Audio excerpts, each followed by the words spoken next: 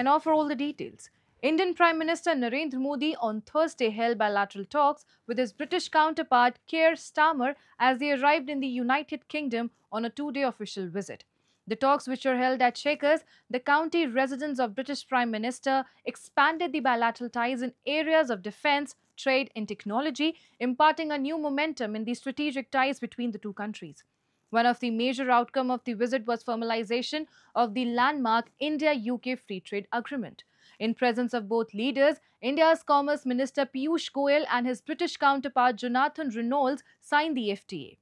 The trade deal, which is forecast to boost bilateral trade by £25.5 billion annually, is both India's most comprehensive deal ever and the UK's most economically significant bilateral trade deal since leaving the EU.